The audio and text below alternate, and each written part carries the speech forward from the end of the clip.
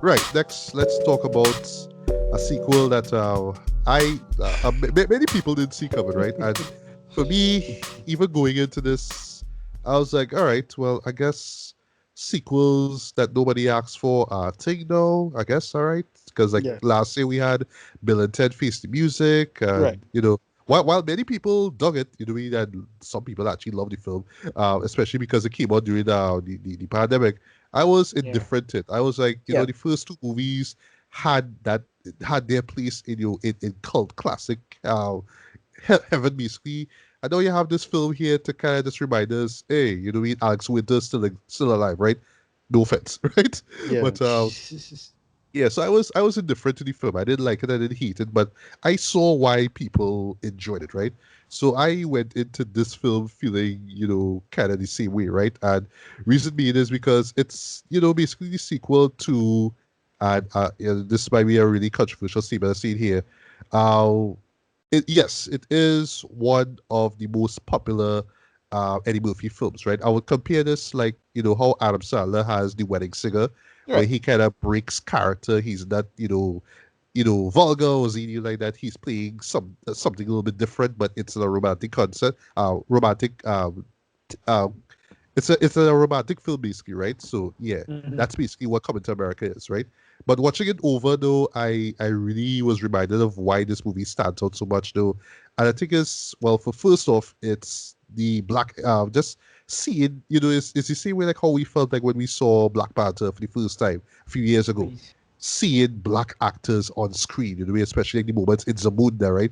Just seeing that black accent, just seeing that hey, someone who looks like me could be a king or a prince and could Right. own this wealth and could be in such a high position in life and could, have, Well, just right. that kind of vibe there. To Yeah, me, I'm that's one of the keys that makes this movie right. I timeless, quote. yeah. I'm halfway on I'm on the fence about that because yeah, it's black accent, but it's still fantasy stuff, and Yeah, it is. It the is. whole royalty thing is kind of skeevy for me as well. But well, Mhm. I'll talk about the problems with this movie. But the original Come to America, the joke was the Zamunda stuff wasn't the interesting part. The joke was the juxtaposition for American life. That's That's the right. joke. That's right. Yeah, exactly. That's the And joke. yeah, those moments And is then when the playing on that, movie yeah, yeah, it's when the movie really, really came into play though, right? So just looking back at it though, I enjoy it, right? But it's not my all-time favorite Eddie Murphy film. You know what I mean? Like right, I understand it has its audience, Mhm. people Mhm. regard it as one of the best. yeah, I would say it's one of my favorite of all time romantic comedies. What is a romantic comedy? Like, if I had to like draw one out of a hat, you know what I mean? Like if I had to pick one and be like, yeah, this is what I could add to like my top 10 list if I were making one.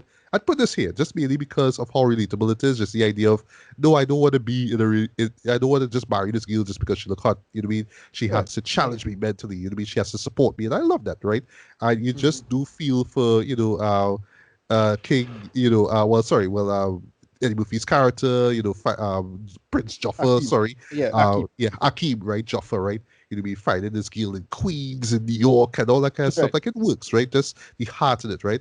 But still, it's the hijinks and yes, we would admit it's some SNL jokes that they throw in there, like the soul glue, the over the top preacher and all these little things in it, right? It's very SNL, but yeah, it has a lot of heart to it, right? And that to me is what makes it work. And some genuinely great jokes. Like the one with the girl who's hopping on one foot and barking like a dog guys, still is one of the funniest yeah, things yeah, ever. Vanessa Bell. Mhm. Yeah. I think And Vanessa it's Bell just how Calloway she is the does actress. that. Woof, woof. It's Please. just hilarious to me. But yeah, Ricardo, if you don't mind, just if you want to do sorry, if you don't mind, just do the synopsis for Coming to America. That's a sequel, that is. Right. So basically, King Jaffe Joffer is on his deathbed. I forget who the Right. That character. that would be James Earl Jones's character. Yeah, yeah, yeah. Yeah. But I forget who the who Wesley Snipes playing. Oh, he's Uh, Semi. Wesley Snipes. Oh, sorry. I was thinking That's of Arsenio Hall. Arsenio Hall. Sorry. No, no, yeah, no. Yeah. Wesley Snipes plays General Easy. He's right. Is he right? Yeah. Yeah, So basically, you learn that Vanessa Bell's character was his sister, and he was yeah. supposed that was he was supposed to marry them, and it have a big sort of economic fallout from Akeem's actions from the first film. So his attitude is, well, yeah, since you don't have a son, you're gonna have a sort of shenanigans and trouble going forward, and you better do something. But they get lucky and find a loophole, and they find, I think, was the son's name Lavelle, some guy from Yeah, Queens, Lavelle. Yeah, yeah, who he had a out of wedlock child with through some unfortunate. I mean, this kind of a little skeevy as well.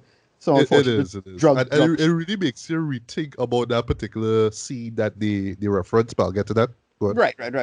But it's kind of skeevy, but involving a out of wedlock child. So he meets this kid from in Queens who lived back then, and he goes back to sort out, basically to bring him and have him become, well, the new prince of Zamunda, and basically reenact the ceremony back then by having a child.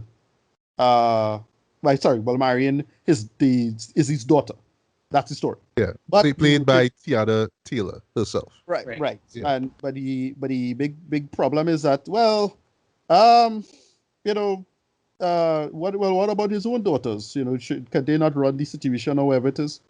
And basically that's the whole conflict. And yeah, this was Beverly Hills Cop 3 for me all over again. Whoa, Yeah, that's the bar we go with. yeah. I Huh, this did huh. not this That's did a rough not premise. this did not work. As I said, Eddie Murphy, stay the fuck away from PG comedies, bro. Sorry, right? Because it is so many. Like, here's the thing with this movie. It's not super frustrating to watch, but you're watching the whole thing and just thinking, yeah, if they did do this, they would have been fine. If they did that, they would have been fine. If they did that, they would have been fine. And it's all these little death of a thousand cuts that this thing suffer from, in my opinion, right? It's really poorly blocked and paced, so they clearly didn't get enough to like get the comedy beats working. Most of the comedy beats don't land, but you get where they're going with the jokes. Um, it being a PG doesn't work. So that Well, suffer PG like 13. It's PG 13. right, but Right. they have like I don't remember hearing a single F bomb in this. So like whatever. No, Uh, there was none. Like none at yeah, all. Actually. none. Yeah, I remember it had one part where you say MF4. That was it. Like, ugh. Yeah, that's it. Yeah. I mean, compared to like with like 12, 13, 14 F bombs drop in the In the one first scene. movie, right?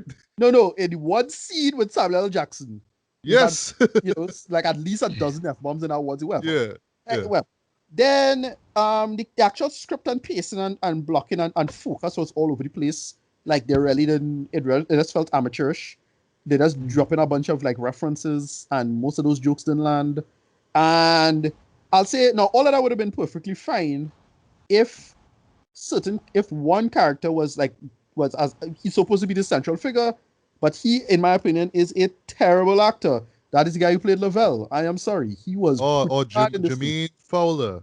Yeah, what was he in before? I have no idea. He tries. I wouldn't say he tries though, but He was yeah, absolutely I was watching. I was like, all right, I know he tried to give his all, but yeah. I just think it's about a casting. They really No, should have not only cast so somebody else. not only his character is poorly written, but he was a pretty bad actor because you see, if he has the thing with most of these comedies, if he at least you could have characters having bouncing off each other well and have good chemistry, it'll be fine. The writing, like Dice of Sin on its own, but at least it's a nice little backup if your writing don't work. But neither works, unfortunately, and too little of it works for me. I get what it was going for. It's not a bad idea for a script, but this needed a ton of punching up, unfortunately. And it does lack focus all over the place. It had a couple okay moments. But yeah, this just didn't work for me. And yeah, sorry, boy, Eddie Murphy, you should have taken up Ryan Coogler on your offer, Judd. You'd have given a better movie. Um, Wow. yeah, this just was really bad for me. It just and it's not, I'm not in the oh, how they could fuck up a classic because the original was a classic kind of thing. They should have do better because it's a sequel. No, I didn't expect that. But I was like at least expecting Bill and Ted. Bill and Ted was still tolerable, right? We didn't get that. It was pretty bad. It was pretty bad. And I love the original, right? The original is a comedy classic for me, but this one just no good. Like they completely missed the point of why the first one works. The first one works because they're making fun of Black American culture in context to this royalty place, right? And Akeem as an outsider making observations. bunch of great social commentary. This one had nothing because it had spent way too much time in Zamunda, Leslie Jones and what do you call him, Tracy Morgan, trying the best, but then they ain't walking because they're not really written particularly well. I don't know, Right. but this not only wasn't the best idea, it was severely undercooked, and it just don't work for me. So that just me on that. All right. Well, am I surprised with this one here, right? I understand where you come from. I Yeah. totally get where you're coming from, Dread. Yeah. But for some odd reason, this movie did not piss me off as much as it should. You know, I think it's because my expectations were at its zenith. Like I would say, like it was like absolutely low, I should say, right? yeah, Um, because like when you watch this film, right? Like even when you're cracking up, right? Because there were some moments where, yeah, I genuinely was laughing, right? But yeah, like wholeheartedly, yeah. It's in the back of my mind, I was like, okay, so this really is just the reality of things. Like we're always gonna get this stuff every year. We're always gonna get a sequel to a film, and with a film that doesn't need a sequel, basically, right? And it will always bring up, like, how we look at sequels as a whole, right? So another film I was thinking about while I was watching this was Nutty Professor 2, The Clubs, right? right, Where they were going for the bigger is better, where most times it worked, but still at the same time, it's like they try to do a lot. I'll get to that in a right, bit, right? But for me, right? For what it was, I was entertained. I right. was. That's not to say that the movie was great, though. It entertained me. It's one of those films that really works as a streaming film. Like you're watching home, you crack up a bit, and then you move on. That's what it Right. was for me. I laughed when I needed to. Some moments, some jokes didn't land for me, but other than Yeah. that, I got I what they were I trying to do, right? I, But I here's the was thing. Here's the thing. struggling to get through this, Drew. Oh, okay. Wow. Look at that, Yeah, I right? was real struggling to get Yeah. through this, but whatever. Yeah, Yeah, go ahead. no, I do appreciate that what felt like to me is like they were looking at the old film as like, what? Now in 2021, this joke would be politically correct, or maybe stuff like this would Right, work here. So what if we flip this now so we wouldn't look that sexist, or that right. No, look, that's making fun of, like, okay. African American, So you know, American what this culture, remind me of? that's what it feel like. Yeah, you know what this remind me of being a big missed opportunity. It remind me of, well, I mentioned Shaft 2000, but it remind me of the recent Shaft movie. Oh yeah, that was Yeah, horrible. right. It was like But that yeah, because exactly. it's like Yeah. you had a Boom. Where it's chance. trying to update things, but in the Exactly, worst and it's ways. Yeah. not doing it at all. They had a couple like that. The only moments of the movie that works kind of is the barbershop moments. I was like legitimately Oh laughing at yeah, some. yeah. That's the only thing. But Arsenio Hall right, and Eddie Murphy, and I right, forgot the other guy who plays the right, guy at the end. exactly, Yeah. They still have it, though. They right. still have it out. I would lie. Yeah. That Um. that that stuff was working, and they made a bunch of like modern jokes about that. Like one of the characters, so his daughter, I think his daughter be trans or something like that, and these kind of things. And Yeah. they make jokes like, yes, the kind of jokes these old black men will make, like the kind of Yeah. statements. They'll make. That's the only thing Yeah. that they Yeah. kind of get right, but everything else was too much of it was just not working. Dread. Yeah, Yeah. go ahead. Well, that's that, right?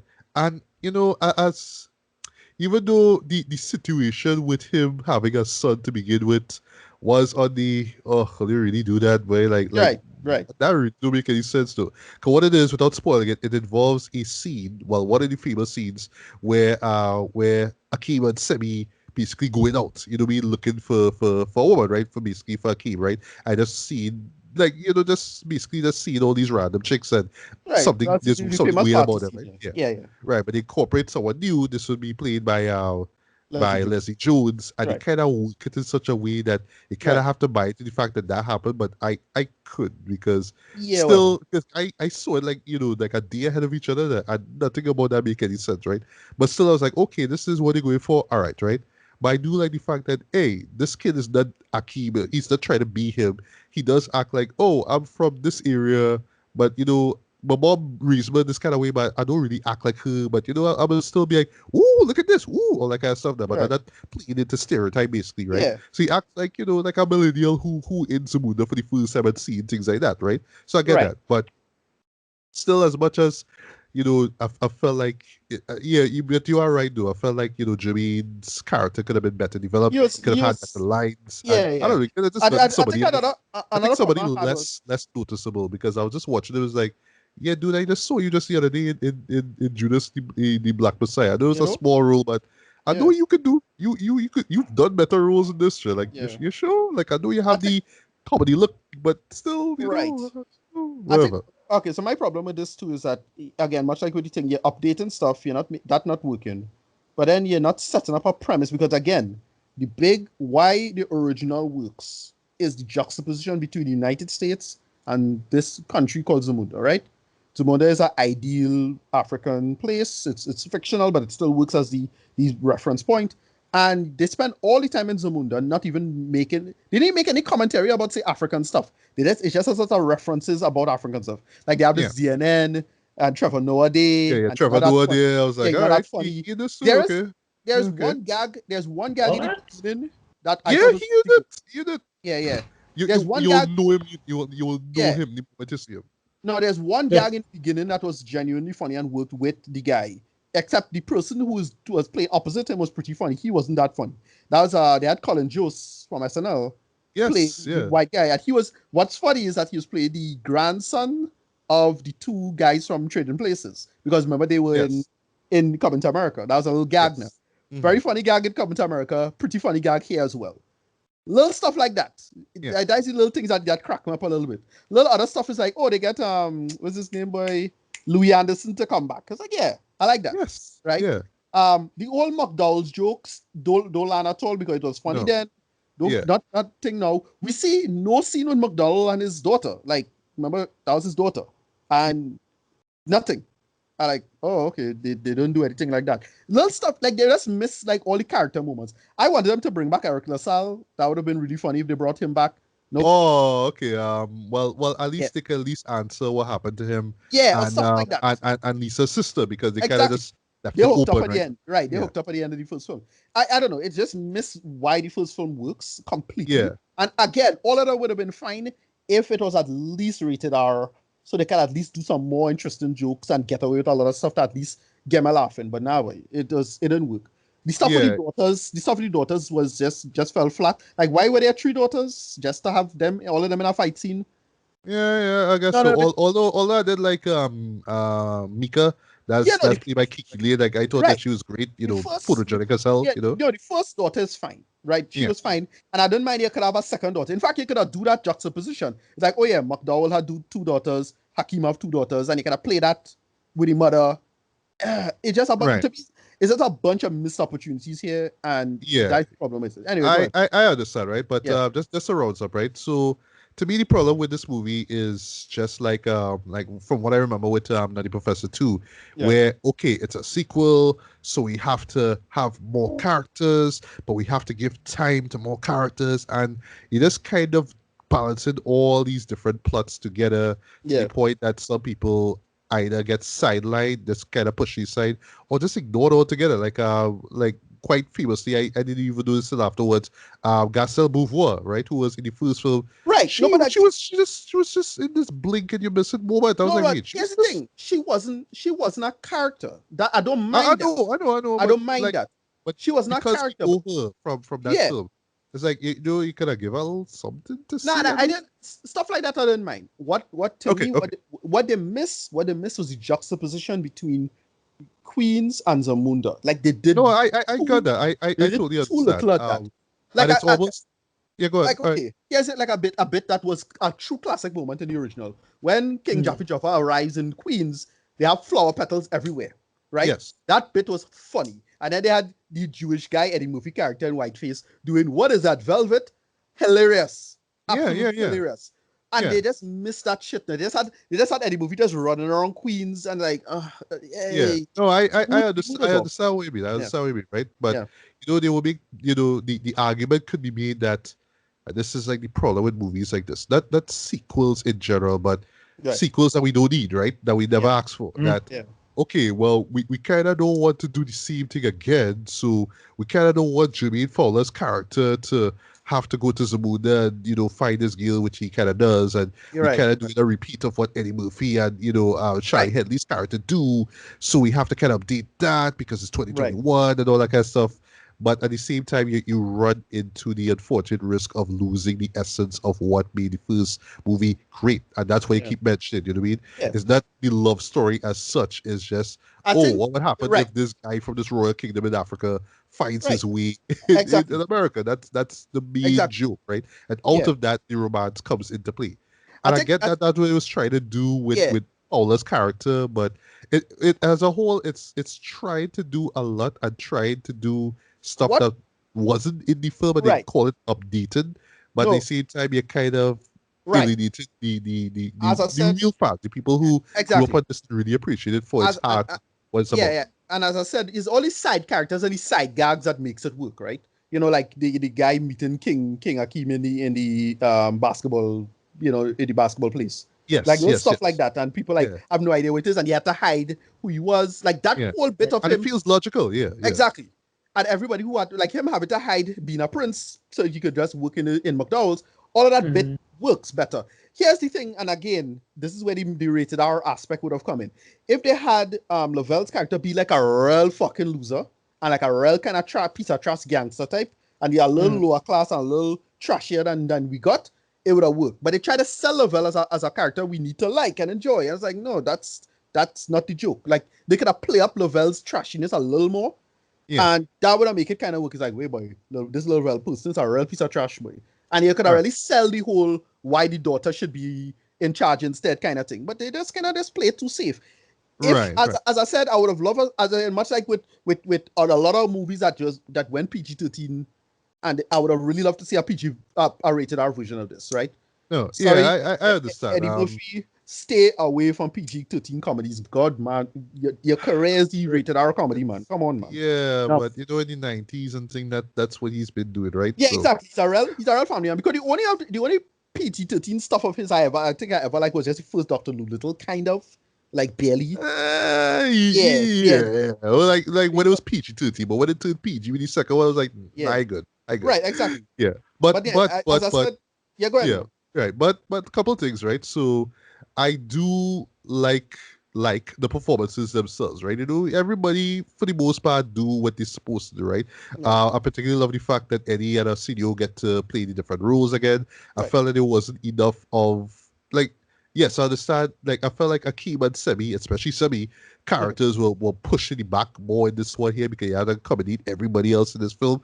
right, But luckily we get the side characters that they play, you know what I mean? And it works. A right. couple actually show up near the end. And I was like, yes, I'm loving this, right? I think Wesley Snipes, because yes, he did this film too. He He was walks okay. away Yeah, with yeah. he's the MVP for this though, Right. playing Yeah. General Izzy, because he was just so large and over the top though, and you could Right. tell like he's playing this with a smile on his face, like he's just winking in the camera every time he does these little turns, and Yeah. Yeah. Yeah. he marches and all that kind of stuff, and just how theatrical his entrances are, the way he talks, it works, Trent. You know what I mean? So And yeah, I think because of how well in oh gosh, in the Dynamite is sorry, yeah, Dynamite. yeah. Sorry, gosh, it's slipping my mind. But yeah, the black exploitation remake movie that they did. My name is Uh, Dolomite. my Dolomite. Oh, Sorry, sorry, right, Dolomite is my name. Why did I right, say right. my name is Dolomite? Duh. Right. Yeah. So that he was pretty good in that, and he clearly could bounce off of Eddie movie pretty well. So and all the scenes they did together was fine. Like it's stuff like that is fine. I didn't have a big thing with that, but again, it's really Yeah. really a squandered opportunity and a bunch of missed opportunities for this. There's a Yeah. good movie buried in here somewhere, right? Mm. But they needed to really punch up that script and then make it work. And again, I'll repeat myself, and the last time I'll say it, I'll give my rating. Yeah, rated R. Sorry, they should have really tried to push through the rated R and make it that. But they had to do this family thing, and Eddie Murphy too much of a family man now. So that to me really really hamstrung the whole damn thing. So yeah, Yeah, I yeah, guess so. So as you can yeah, see, folks, this is a movie that will divide fans, right? Like, for me, if you just go in with your expectations low and you just want to laugh at, just hijinks, just kind of shut your yeah. brain off and kind of just enjoy. Okay, once again, a sequel that nobody asked for, then yeah, you will enjoy it. So for me, I enjoyed it as just a sequel that nobody asked for. It's like, okay, this is what you're going for. All right, that's what I would have expected. But all right, because I never really pictured in my head how a sequel for this would work, right? But like if this came out three, 4 years after the first one, it would be like, all right, well, we have to do literally the same thing as before. So I have to kind of give credit where credit is due for them trying something different. However, it is to the expense of what the film really was about, what it's really trying to tell. And just the mere fact that they put a lot of characters in this film, not saying actors, but characters in this film, and just I appreciate the fact that everybody had to get the time to shine, but it's almost to the point that once again, some people get pushy aside. Some people that you really want to see more of, like Akeem himself, like Yeah. Sami himself, because those were the two that we were following in the first film, right? Yeah. And just having all these new characters, and it's like, whoa, whoa, whoa, you know what I mean? It's a lot, right? So for me, personally, I'm gonna give this a strong 3 to a light 3.5 out of 5. It's worth a look. It's worth a look. Stream it. Yeah. I would pay money to watch this in cinema, to be honest. But Yeah. once again, I have to stress this. This was a sequel I didn't ask for. This was a sequel nobody asked for. I imagine diehard fans of coming to America, the boy. original one, didn't ask for this. Yeah. But this is it. So it is what it is. You like it because you're seeing the gang. It has that. It's the gang's all back, man, and all together, man, kind of vibe. If you like that kind of thing, then you'll enjoy it. But if you just kind of feel like the first one is perfect as it is, and kind of really don't need to see what the further adventures of Akeem and Semi and all these other characters I love from Idiot, then skip this one. So final thoughts and rating. Yeah, this really didn't work for me. It's unfortunate. As I said, unfortunate. It just didn't go rated R. Too much of it didn't work. It didn't line up. It just felt really, I won't say lazy, but just felt rushed and hurried. Overall, like it just felt really kind of poorly thought out. It really needed punching up on almost every level. It had moments, it had little jokes here or there. The sexual chocolate bit at the end was funny. They brought back the twin rapper girls. That was kind of funny. Little stuff like that. That was like, kind of fun. They clearly thought to bring stuff back, but they didn't think to bring enough things back, and they needed to really pull together a movie here. And I think they just needed better filmmaking overall. Like that's just kind of the general problem with most of this. Overall, the biggest, by far the weakest person in the storyline was the Lavelle character, and that actor as well. Character was weak, actor weak, and to me, because so much of it focused on him, it had no emotional arc that was interesting. It's like, he vexed with his character all of a sudden, and he gone back because of this, and he's so mad because of that. Okay. Yeah, it didn't work. I had to give this like a 4 out of 10 or something like that. It really didn't work, Joe. All right. My last thing I just want to say, though, is I still not down for this whole sequels and nobody asked for thing, but I guess that's what we had to accept. Like, I was nonplussed with Bill and Ted Face the Music, and I guess it's because of that. I guess it's because of that why I actually really appreciated this film here a little bit more. At least it was trying to find a reason to exist. I think that's the reason why, because it was really trying so hard to figure out why it should exist. Right. But still, if this is the trend, dude, I don't know. I really honestly, I'm not looking forward to the next. No. Remember this movie from 30 years ago? Well, here's the sequel. I don't mind you how to do it, because the reason why Bill and Ted works, it barely works, but it kind of works, is because it was roughly the same tone, right? Exactly. All films were PG, and this one was PG too. Right? Exactly, at the time. But just that, but you're right. You really do see that shift from appropriate R to PG-13, because it's had to be light and it's supposed to be family friendly, because the family's home and they're watching this, right? And but I don't know, but thinking about it, I'm really not excited for the next sequel of that magnitude. But I guess if that's what it is, well, sigh. Yeah, I don't know. Well, all right. I have to thank you guys. No, I was going to say I have to thank you guys, because this week has been completely bonkers. That I didn't even get a chance to stream coming to America. Right. So I feel like in a real sense, you guys have helped me to dodge a bullet, because if I had gone in and go through the process of going to it, and then realize that I was in a bit of a mockery with this, I might have just been a little bit more cheese than the week should have allowed. Let's just put it that way. Right. Well, what I was saying though is just make a note, like before years end, like if you have to compile a list, not of terrible movies, but just like, the show isn't half bad. Let me make a category of that.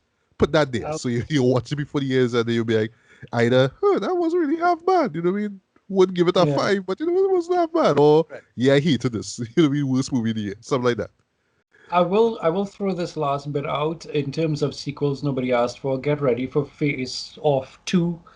Ugh. Oh So that's coming. yeah, They said because I don't know first I what movie it's don't. gonna be was like, enough, right?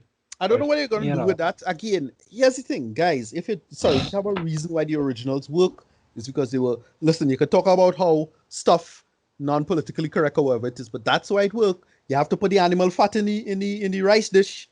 If you Yeah, want, if you don't yeah, expect, if you decide to have a vegan rice dish, it's gonna taste like crap. You need to put the animal fat in, or make the effort to make a tasty vegan dish in another method, but it's not the same thing. hmm You can't. If you yeah, take, that's the metaphor I like using, right? It's the taste is gone.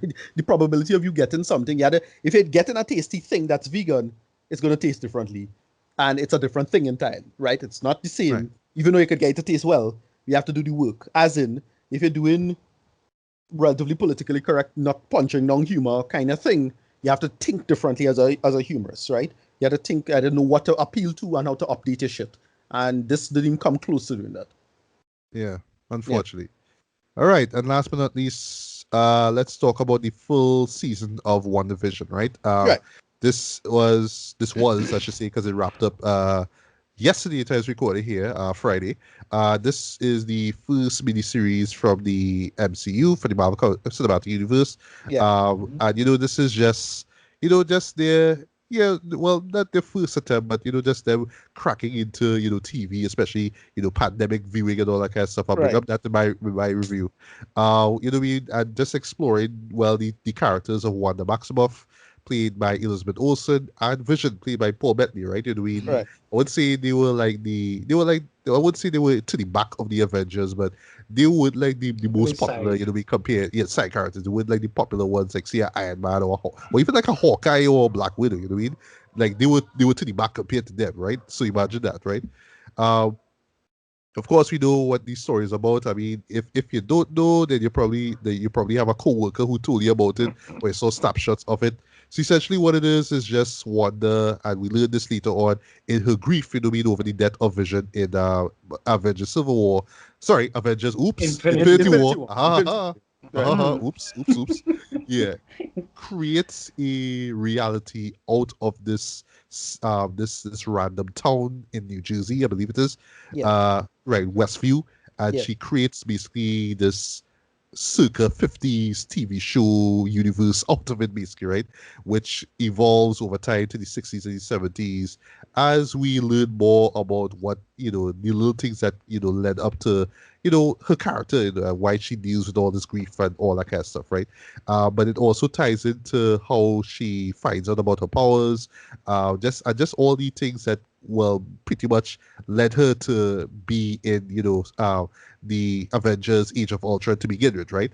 Of course, the death of her brother, you know what I mean, Quicksilver, and there's this nice little twist, which you'll talk about, where her brother returns, but it's actually the Quicksilver character for the X-Men universe, Yeah. same The Evan actor and all, Peters. playing Yeah. that, right? Yeah. Evan Peters. Yeah. Yeah, Evan Peters, right? And just all these little things, right? Just really going into what makes Wanda who she is, right? Right. But in the second half, basically, even though it's 9 episodes, it goes even deeper to really reveal who she really is. Because one thing that the show stresses on, even early on too, right, where it's like, oh well, does she have a code name? It's like, no, she's just Wanda Maximoff, right? And Right. yeah, here in a nutshell is where she finally becomes the Scarlet Witch, right? And that's really what it is. Throw in an antagonist by the name of Agnes, sorry, Agatha Harkness, basically, who plays the nosy neighbor Agnes from the first few episodes, and who comes in really really sneaky for the job. You're not too sure what her intention is, but then you realize that she is a witch, right? And this is where we actually bring in witchcraft. Well, Right. technically again, because at first we had well, we had magic, but that's with Doctor Strange. But here's witchcraft, basically, right? So yeah, she is this really high-powered witch, and the idea is like, oh, you have this power to create this reality out of the city. Now, I want to really, well, because she has that ability to suck other witches' powers, basically, right? So she Right. wants that. But then there's also the team of, well, there's also the character of Vision himself, right? Who is the love interest as we knew him before, with Wanda. But at the same time, as we learn later on, is that he is not the original Vision that was killed in Infinity War, right? He's actually, out of her grief, he was formed out Yeah. of that, right? So throughout the series, he's questioning that. Well, he starts off questioning the world, questioning why things are moving the way they are, and then also who he is. Because he doesn't know anything about what happened before with Thanos and all that kind of stuff. It's just really great seeing how his character develops. I'll talk about where it ends in the finale, right? But yeah, just to jump into my thoughts on the show itself. I thoroughly enjoyed this for what it is, right? It's not perfect, right? Mind you. But to me, while I was watching this, I got the sense of, oh, remember when Twin Peaks was a thing back in 1990, 91, Right. 92? Yeah. But I was like unaware of that because I was young and I was studying cartoons, right? I know Twin Peaks was a child too, but I was like, all right, I didn't care. I was young, right? But it's only years later when, especially when the third season, which I love, came out, right? That's when I was like, oh, that's the big deal. That's why people like David Lynch so much. Okay, this is what he did, right? To me, this was how I imagine people felt back then, like literally tuning in every single week to see this mystery unfold and, Right. oh, this is what's going on and why and all that kind of stuff, right? And to me, it works, right? I would admit though, like the mystery part kind of stops halfway, and it gives you the reasoning behind everything, which works, right? But it still kind of led up, kind of give us a little bit more mystery to it, right? And then you drop the reveal in the last like couple of episodes, like, oh, everything makes sense, right? Also, as far as sitcoms go, because like we said in the, well, when we reviewed the first two episodes, that would be me, Ricardo, and Ashton. We talked about how it perfectly replicates, the old sitcoms of the 50s and Yeah. 60s, right? They do that perfectly. Also, 70s, 80s, a little bit of 90s, a little bit of 2000s as well. They do that very, very well. But I really felt like the early moments, especially the 50s and 60s, they nailed that perfectly, in my opinion. The the staging, the way how characters talk, all that kind of stuff they deal. The pastiche. Yeah, the pastiche. I do love how they connected to the MCU though. I know for some people they will more prefer the sitcom stuff over the MCU stuff. Cause I mean we've seen so much of the MCU stuff already. Cause so it's like, okay, well, it's not that's interesting. But for me, I think that we needed those moments, right? Especially with Yeah. Sword and the character of what's her face, Hayward? Monica Oh, Rambeau. You know what I mean? Monica. And of course the villain he would as well too, right? So I thought those moments work.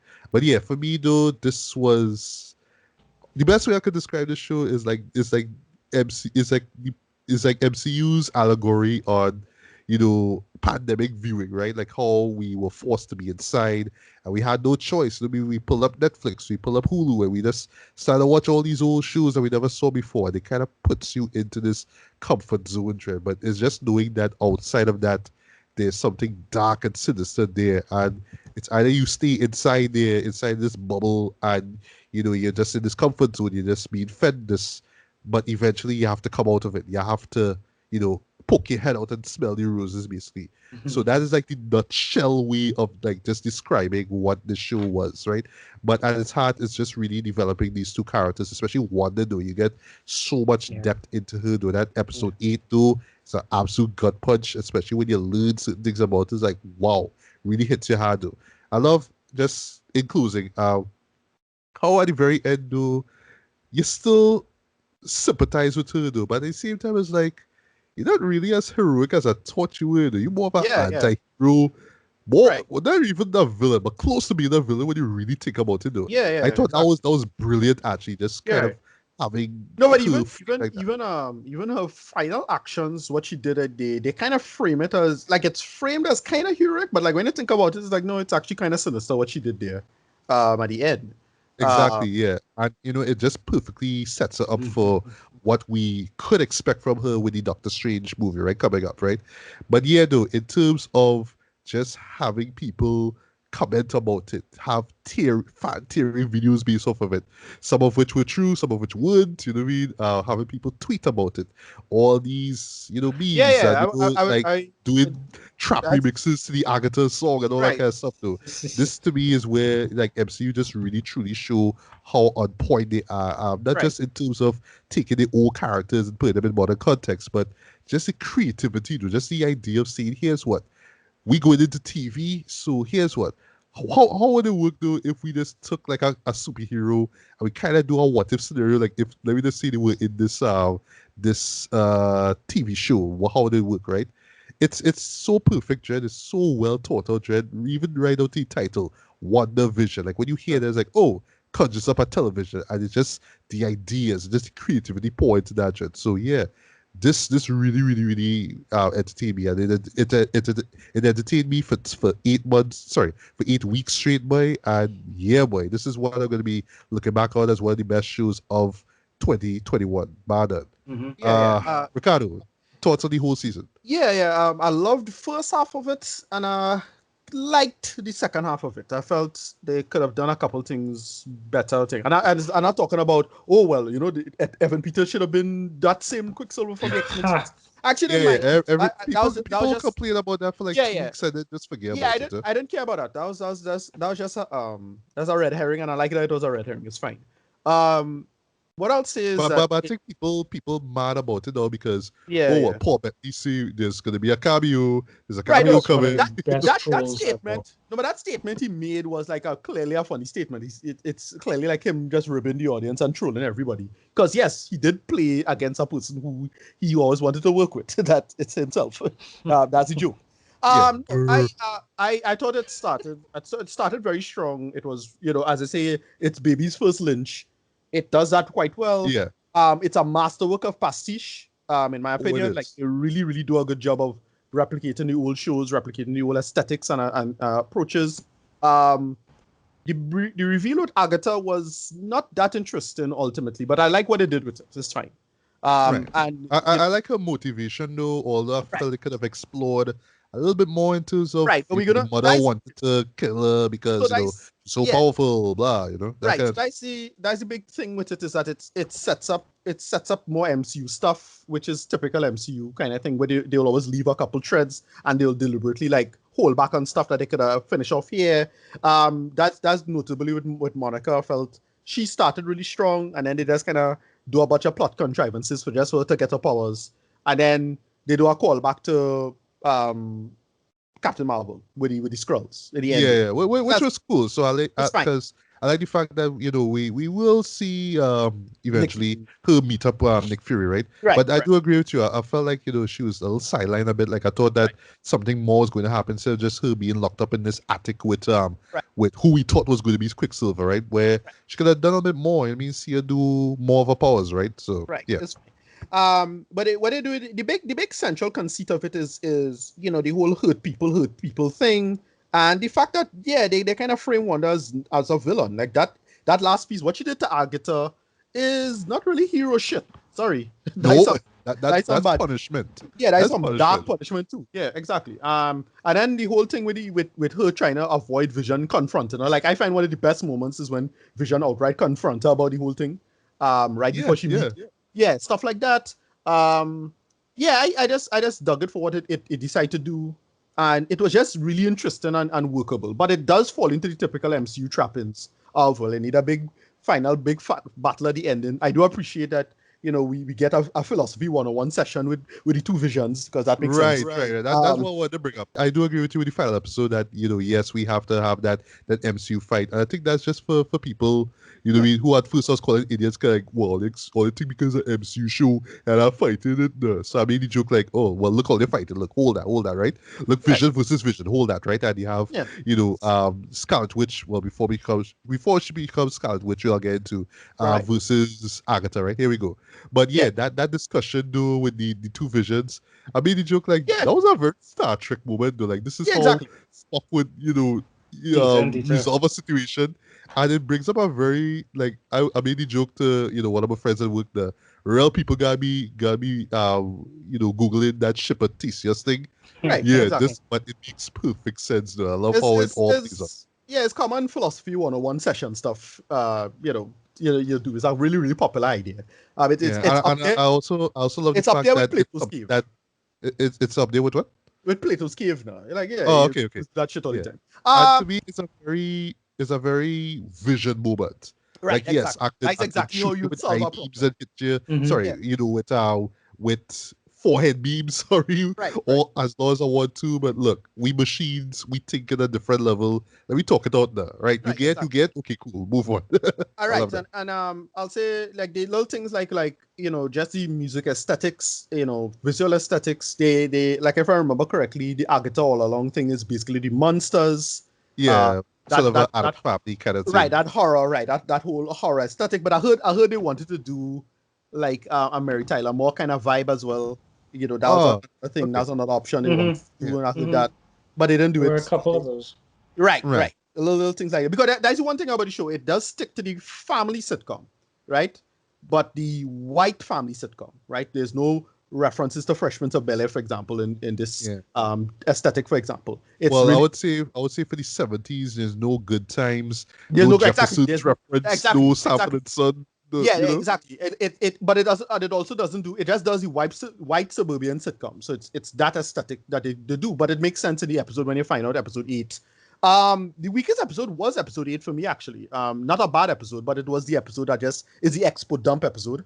Um, Yeah, I get. I right, understand. Yeah, yeah. It does exactly. throw a lot of years. Like, oh, okay, Yeah, yeah, okay, oh, okay. and it's stuff that we already knew. Like, it's, if you remember or pay attention from the movies, and they don't expect the whole audience to do that, so they just drop the expo dump. It's the episode for the normies, as they say. Yeah, but I Um, do love the fact that it's intentionally so. Can they call it previously on? Yeah, right. points for the titles for these episodes. Titles. By the way, Yeah, I love that. yeah. All that is sitcom stuff that they do really, really well. And then they just set up like a weird workable ontology for what's going on, especially that last post credit sequence in the final episode. It's like, oh, Mhm. okay, Yes. clearly Doctor Strange is gonna have to step in now, because that is not framed as her as being a hero at all, in my opinion. No, That's no, some no. There's something very that's some sinister about how that's super that final sinister shot looked. how they play it out. And well, it does now make, I think it officially now makes Agents of Shield non-canon, because that book was in Agents of Shield and now it's in here, and it seemed to be Slight always Right. What was that for the Ghost Rider yes, the dark hole, season? right? season Right. 4. Yeah, the Right. dark hole. So the dark hole is not a thing. Like, it could be, but I think they officially dumping out all of the TV stuff, and not anything that previously. I think anything pre Captain America Civil War is kind of out in terms of the non-movie stuff. So that's all that stuff getting drawn out, from my understanding. There's a whole politics behind the scene for that. We'll rather get into that. But yeah, I liked it. I didn't love it, but it just was good enough for me to enjoy it. As I said, the first half is very, very good. That first 4 episodes or so, really, really tough stuff. Especially the open, especially episode 4. That opening with Monica in Oh the yeah, hospital. yeah. Where with the blip and Yeah, everybody turn it. It's brilliant. when Yeah. Hulk bring back everybody. That sequence is Yeah. damn good. But they do a really good job with most of it. I can't be mad at any of this per se. I'll say they could have done a little more. We could have got a little more closure with Darcy. I felt got a little more closure. Yeah, because she just kind of comes, says a line, and Right. goes, Yeah, and she and was they the just one. kind of write it off like, oh yeah, Right. okay. And she was the one who was the kind of the meta perspective audience surrogate for the whole thing, right? And that's Yes, why it was yes. working. They do Yeah. the little thing with Jimmy Woo, not much, but I felt they could have a little closer with the 3 of them at the end, and that was it. Because to me, they were the kind of the focus characters in a sense. Other than Wanda and Vision. But the final sequence with Wanda and Vision was really touching. That worked. Yeah, I would agree. Yeah, yeah. And you find out where what Vision is exactly. It's just the last remnants of the Mind Stone, and that Mind Stone sharing thing. I like that they did. And then Vision is the Vision again. They Paul Bettany staying in the MCU. I really like that as well. Yeah. For what it was. Yeah, I can't be mad at any of this. I will Right. say it does fall into the typical MCU trappings, but it is the MCU. It is made for a mass audience. I'm not expecting anything super smart or deep, and I kind of didn't want that. Like, I didn't want it to be too David Lynch and too, introspective. It's like, no, it's still for a mainstream audience. Give it Yeah. that, get a decent enough closure. They leave it in such a way, and yeah, that's just me. And after that Yeah, argument, and if I could just say one quick thing about the finale before we get to your quick thoughts, Tracy. I do really love the how she becomes the Scarlet Witch, right? Right. Yeah. Especially how she overpowers Agatha at the end. Like I thought that was Yeah, a that was really a nice smart little. move with Yeah. the Roots. That was Yeah. really Yeah. clever. And that outfit too. Yeah. It looked great. Yeah, That looked great too. Yeah. So yeah, cosplay. So you're gonna see a lot of people dressed up like Agatha and and Scarlet Witch for sure for Halloween. Maybe if people brave, they might try to pull off the 50s and 60s Wanda and Vision look. I don't know. Maybe that'll be interesting. But yeah. All right. So yeah, Tracy, quick thoughts on the season as a whole, the series as a whole. First of all, if we're talking about cosplay, the correct cosplay is the 60s. For me, that Right. 70s, 60s, 70s, is it 70s? The 70s Or the version Brady Bunch. Yeah. where where he comes downstairs in that short pants over yeah, Oh, I could that's in the 90s with the Halloween that's thing. that's Yeah. the 90s. Right. So that for me, I could walk in Samaru's and get that and be done with, and I'm good as gold. Oh no, that was Oh the yeah. that was the Malcolm in the Middle one. That's more the 2000s. Yes. Yeah, The yeah, Malcolm in yeah. the Middle one. That's the 2000s with the Halloween episode. Yeah. Yeah. Oh, right. My Yeah. bad. My bad. Yeah. That's Malcolm in the Middle. Yeah. Right, okay. For me, WandaVision was what I really want the MCU to be like moving forward. I kind of I like dressing up and going to see a Marvel movie. I love the comics. I live for both sides now. But the thing is that there is a certain reality that goes on with an MCU movie that I feel sometimes lends itself to by the numbers. And so the platform, this Disney Plus limited edition platform, sort of allows it to be able to maybe take a little bit more risk and not feel formulaic. Even, Feige himself has often talked about the fact that their focus is the hero, so villains not always tend to get a fully realized story, that kind of thing. It tend to be very thrown away. So for me, I want to see more of this in that. It's a 9 episode. What do you call this thing? It's a 9 episode therapy session, and I love that. Yeah.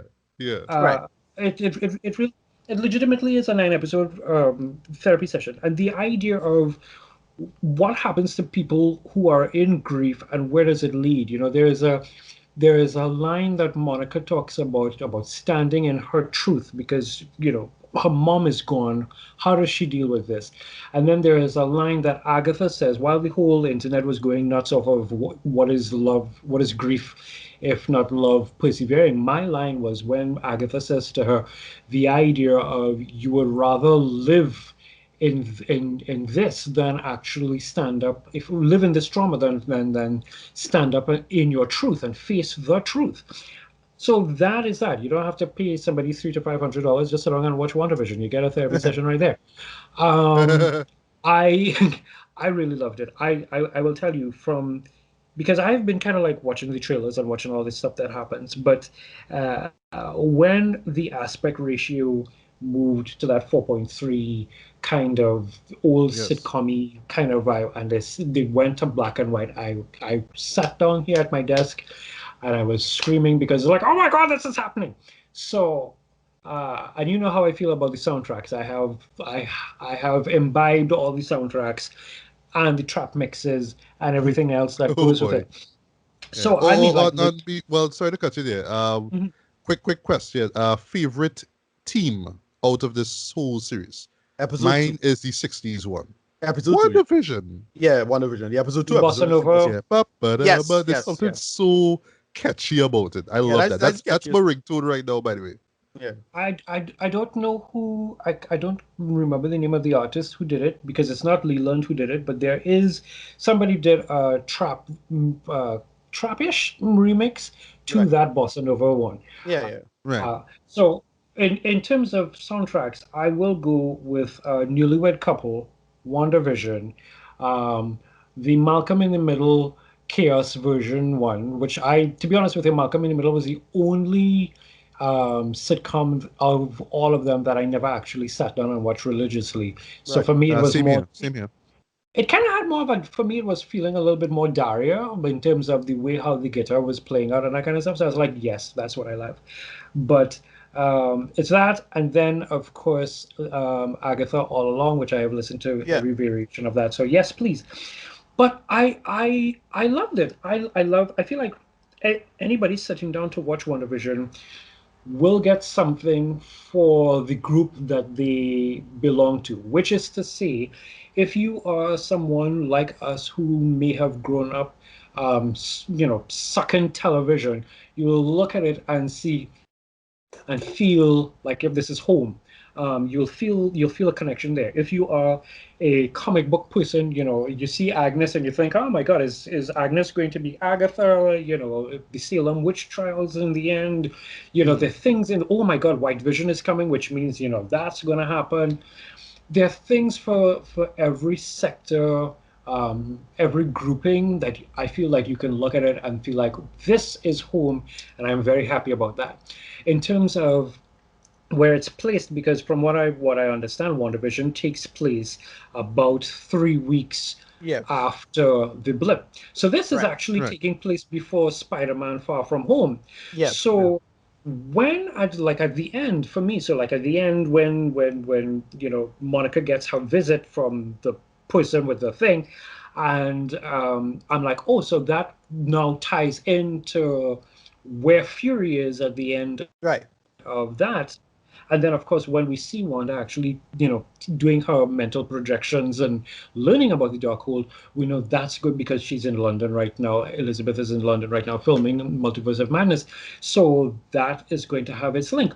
So I legitimately looked at it and I was like, loving every minute of it. I really do like these sitcoms more, um, which is kind of funny because when you go on Twitter and you see people talking about, I don't understand why they have to go down these sitcom things. Could we just go?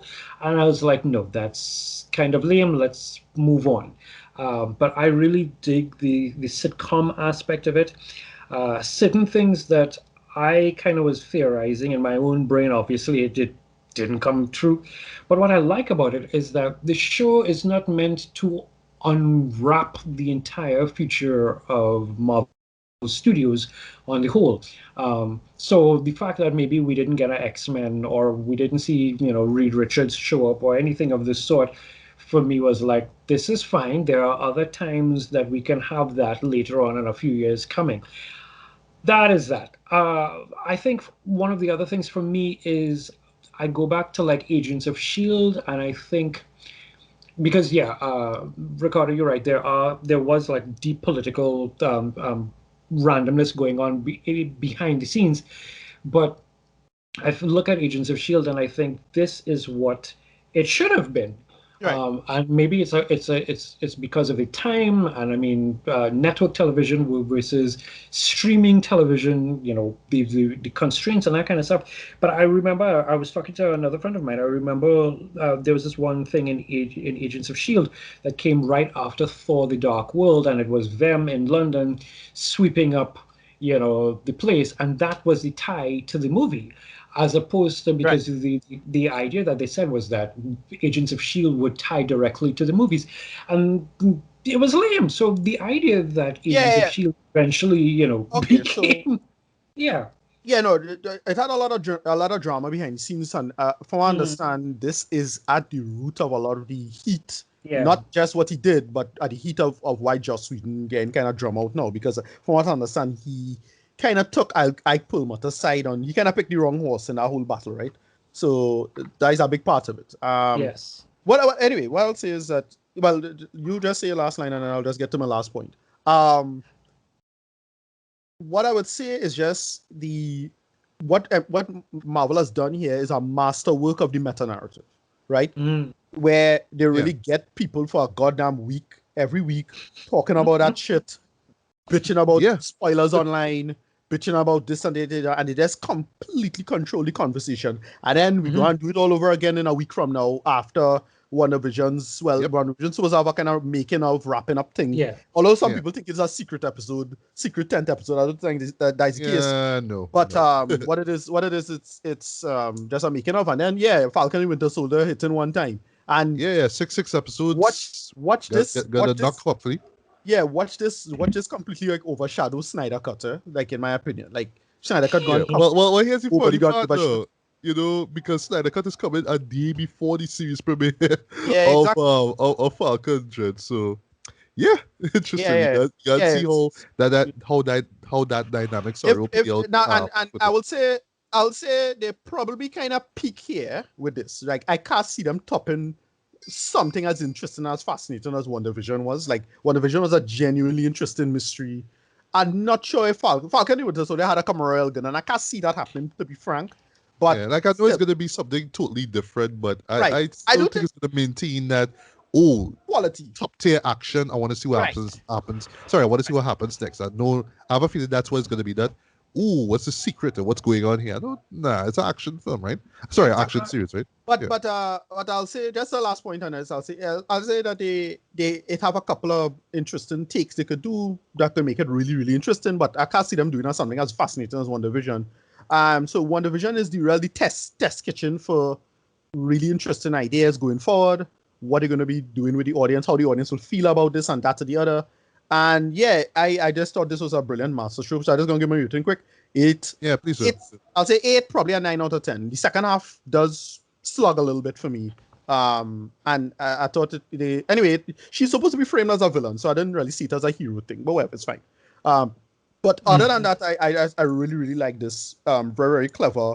It's not meant to be super brilliant or anything like that. We have other shows. Legion does this a little better, I'll say. But because it's the MCU and more people talking about this and nobody talking about Legion, we'll move on from there, right? So that's about it.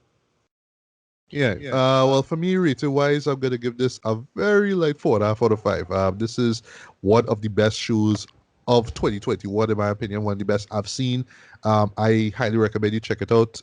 If you're going completely blind, please don't go in expecting this thing to be full MCU. Like it's gonna be, the whole mystery box thing at first, but don't think it's just all about weird sitcom references and stuff like that. You're gonna get your MCU fix, right?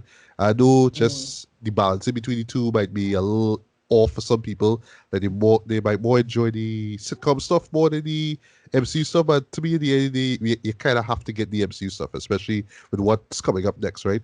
But the acting was solid across the board. I mean, the writing, though, I was just like in amazement at how there were people that were hired to write stories based off of old TV shows and just incorporated Marvel characters. That just blew me away. That there were musicians that were able to draw from old TV shows and make their own flip on it with the words Wanda and Vision in it. It's just amazing, right? Yeah. That's the sheer talent and creativity put into this though. And yeah, just how meta it all is too, Dren. This really summed up pretty much how we all were, Dren, when we were all worried about what was gonna happen with COVID and all that kind of stuff. This was just Marvel just hitting that point, just dealing it seriously, in my opinion. This is what is gonna show up on a lot of top 10 lists for sure. And yeah, they really outdid themselves with this one. So Falcon and Winter Soldier, bring it on. I am ready. Yeah, Freeler. Yeah. Tracy, final Wilton rating. So three final things. One, I will agree with you guys. I am going to enjoy Falcon and the Winter Soldier, but for me, I feel like the baton should have been handed directly to Loki because Right. Loki has that. Like I'm listening to the music that from the trailer, and I'm watching the trailers and stuff. That has enough mystery and maybe magic and darkness and Loki that I would be like, okay, now that WandaVision is over, give me that. But Right, I give you a I little bit could more of that high understand. before we go to pure adrenaline with Falcon, right? Yeah. Yeah. Yeah, but I mean, don't get me wrong. I'm still gonna be sitting down every Friday and probably trying to find, get some foil and wrap it around my hand and pretend I was the Winter Soldier. But at the same point in time, I would have, Loki's where I'm looking at. So that's one. Two, I feel like they've set up the possibility quite nicely, not just for the main MCU movies that we know to come, but maybe even an Agent of Atlas, um, Disney Plus TV series or a movie because FBI agent Jimmy Woo Yeah. has a history Right. in the comics, Agent of Atlas, and so like the idea in like what was it, episode 5 when he just turns and punches a guy, I'm like that's the Jimmy Woo we know and love. So I'm glad for the open door of it. Yeah. And final, very quickish thing before the rating. I'm putting this out there to the fan base in general. Sometimes it just pays to enjoy, and I'm a guy who makes, random theories in my head about like Agnes's magic and Wakanda's heart-shaped herb and what it could mean. But sometimes it just pays to enjoy a thing for what it is without inherently looking to see if the color blue is referencing to an infinity stone. I think that gives us just a little too much more headache than we necessarily need. Enjoy it. I remember, this is the thing that I remember. I remember watching Sam Raimi's Spider-Man, and Hoffman is coming up with names with J. Jonah for Dr. Ock, and they called him Doctor Strange. Right. And we all just sat there and laughed. Oh, Doctor Strange. And Those who knew. and the joke is that's taken. And that's it. And it's taken. And they moved on. If that happened now in 2021, it would be like, what does that mean? How would this mean? Well, Doctor, and no, we weren't here for that. We were here for Spider-Man. So sometimes just enjoy a thing. For me, I'm going to give it what I call the Pontius Pilate. The Pontius Pilate review, where I say I find no fault in him. So I find no fault really and truly. Like the nitty gritty things, but I find no fault in this. I'm going to give it a full 10 because between the music and the lyrics for the music, the acting, I was trying to figure out how they're going to bring in Monica Rambeau after an adult Monica Rambeau after Captain America. That was done beautifully. The idea of even on the blip side, because we saw like in Spider-Man Far From Home, and it's like a little comedy bit in terms of how they come back and that kind of stuff. But the trauma of and that's the thing, the trauma of coming back. What has your life been for 5 years? The idea that you've missed your mother's funeral and all that. I mean, that. So I give it a full 10, and there will be a rewatch. And like I said, I'm deep into soundtracks, so I kind of have most of the soundtracks. So yay. Yeah. These soundtracks are dope because yes, I have listened to them. Thank you, Tracy, for putting me onto them. And yeah, I mean, like I say, Marvel just did their thing again, Jet. So just keeping our fingers crossed that they do the same thing with both Falcon and the Winter Soldier and Loki and Spider-Man, which we may or may not get for Christmas Day, but that's neither here or there. Whatever. Hey, this is Matthew Bailey, and I hope you've enjoyed this segment of the BS Beats and Bailey podcast. If you'd like to hear the full episode, hit up my link tree. On the other side of my head are 2 videos you can check out. Like this video if you like it, feel free to subscribe and hit the bell as well. Thanks for listening, and until the next one, take care, peace.